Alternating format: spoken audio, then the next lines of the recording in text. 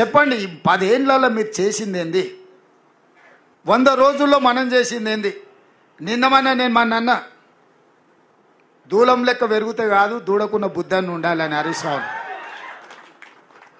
మొన్న అన్నాడు, నేను 15 ఆగస్టు లోపల 2 లక్షల రూపాయల రైతు రుణమాఫీ చేస్తాను. నేనంటే, రేవంత్ రెడ్డి నువ్వు 15 ఆగస్టు లోపల చేయకపోతే నువ్వు రాజీనామా చేయాలా, నువ్వు చేస్తే నేను ఎమ్మెల్యే పదవికి రాజీనామా చేసి మళ్ళీ సిద్దిపేటలో పోటీ చేయను అన్నాడు.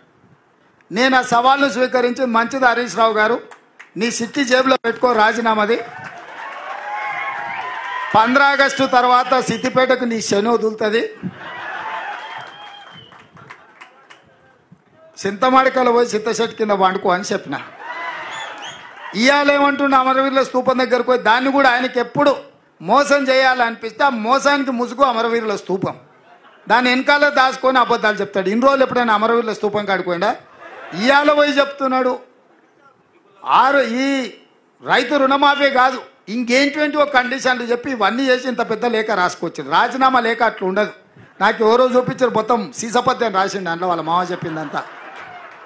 రాజీనామా లేఖ ప్రిస్క్రైబ్డ్ ఫార్మెట్లో స్పీకర్ గారు ఒక ఫార్మెట్ ఇస్తాడు, దాంట్లో ఒక్క పదము పొల్లు పోయినా ఆ కాగితమే చెల్లదు.